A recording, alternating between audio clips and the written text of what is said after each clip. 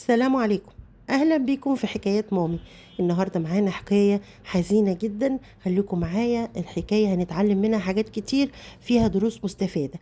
القصة حقيقية حصلت وأصحابها لسه عايشين، والقصة مش ما حصلتش عندنا في مصر، حصلت في إحدى الدول العربية. بس عايزة أقول لكم إن هي بتحصل في كل مجتمعاتنا العربية. خليكم معايا، القصة جميلة ومؤثرة، هتستمتعوا بيها وهنتعلم منها حاجات كتير. يلا بينا نشوف القصة اللي معانا النهاردة.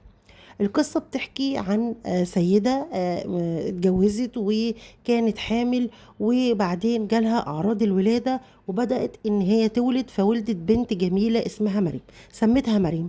بعد ما ولدت البنت دي بحوالي 5 أيام زوجها توفى. فطبعا الأم نتيجة إن طبعا في بلادنا العربية ومن ضمنها مصر، التعليم هواش بيبقى أساس في كل الأسر. فنتيجة كده كان نتيجة الجهل ده، أو يعني إن الناس ما عندهاش قدر كافي من التعليم، فبيعتبروا إن أي طفل اتولد وجي بعديه حالة وفاة إن هو شؤم على العيلة أو على الأسرة، وإن هو وجوده اتسبب في فقدانهم لحد مهم في الأسرة. فنتيجة إن الأب توفى بعد ولادة بنته ب5 أيام، الأم اعتبرت إن بنتها دي شؤم ونحس عليهم، وإن هي كانت السبب في موت الزوج. طبعا ده نتيجة إن التعليم مفيش صفر طبعا. فكانت النتيجة إن البنت دي اتربت حياة كلها سيئة وصعبة جدا، والأم كانت بتعاملها معاملة سيئة جدا وبتهمل فيها. حتى مع يعني اثناء ما هي ما بتكبر ما بتهتمش بيها، حتى لما بتروح المدرسه بتوديها كده بمنظر غير لائق، مش نظيفه، ما بتهتمش بتسريح شعرها ولا بهدومها ولا بسندوتشاتها ولا كده. فطبعا هي ملهاش اي ذنب، الموت والحياه طبعا ده بايدين ربنا. بس انا زي ما قلت، احنا في مجتمعاتنا في ما فيش قدر كافي من التعليم، فبينتج عنه الافكار ديت. طبعا دي افكار كلها غلط. فطبعا البنت فضلت تتعامل بالمعاملة دي السيئة ديت طول فترة حياتها لحد ما كبرت وبقت عمرها حوالي 16 سنة. بدأ يتقدم ليها شباب يعني عشان يتجوزوها. فطبعا كانت أسرتها مرحبة جدا وعايزة تخلص منها، على اعتبار ان هي بقى نحس وشؤم على العيلة بتاعتهم، فياريت نخلص منها. مع أول واحد طبعا اتقدم لها، شافوا من وجهة نظرهم يعني ان هو كويس، يلا خلينا نخلص منها.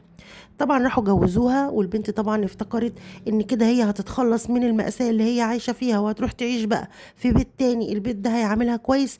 ولكن كانت النتيجة للأسف حظها سيء في جميع الأحوال، إذا كان في بيت أسرتها أو في بيت الزوج. بعد ما اتجوزت بفترة وكانت حامل، الزوج فكر ان هو يسافر لإحدى الدول العربية عشان يشتغل، ولكن للأسف الشديد ما وفقش وفشل في العمل هناك ورجع. وطبعا اول ما شافها على طول قال لها عشان انت نحس وشؤم فانت تسببتي ان انا ما كملتش في الشغلانه ورجعت. وبدأ بقى يصب بقى الغضب عليها وهو واهله، ويعتبروها ان هي السبب في كل حاجه، ويعايروها ويعاملوها معامله سيئه جدا لحد ما ولدت ابنها وبدأوا يهملوا فيها. وطبعا ما يهتموش ان هم ياكلوها معاهم ولا يدوها اي حقوق من حقوقها تماما. حتى اللي بيفكر ان هو يجي يساعدها كانوا بيبعدوه عنها ويعاملوه معامله وحشه ويقولوا له مالكش دعوه، احنا حرين فيها.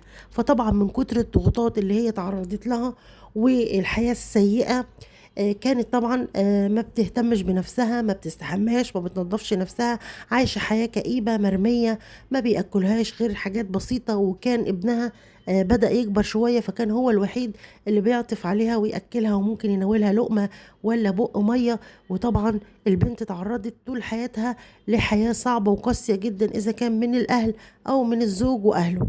فطبعا البنت من كتر الضغوطات دي جالها مرض نفسي وبدأت تمشي في الشارع طبعا مش نظيفة. واحنا عارفين طبعا اوصاف الحالة اللي بتبقى في الشكل ده، احنا شفناها كتير عندنا في مصر. الانسان اللي هو بيتعرض لضغط نفسي وبيجيله مرض نفسي بيبقى شكله عامل ازاي. ولكن طبعا علشان ما يقولوش كده اضطروا يقولوا ان هي مسها جن او عفريت، وان هي بقت مجنونة والعفاريت راكباها والكلام ده كله.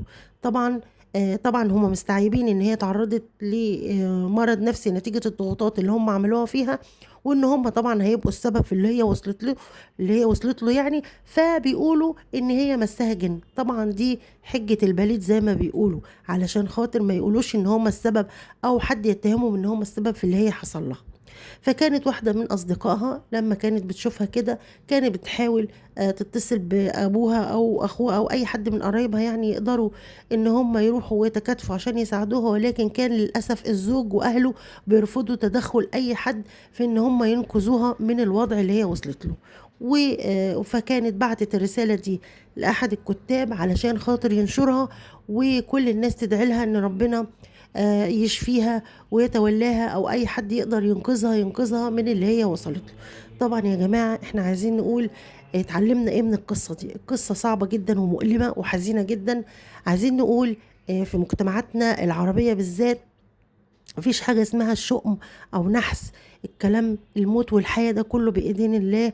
إذا كنت أنت ربنا وفقك في شغلانة أو فشلت فده نتيجة إن أنت ما ساعدش. لو ساعدت كويس أكيد كان ربنا هيوفقك.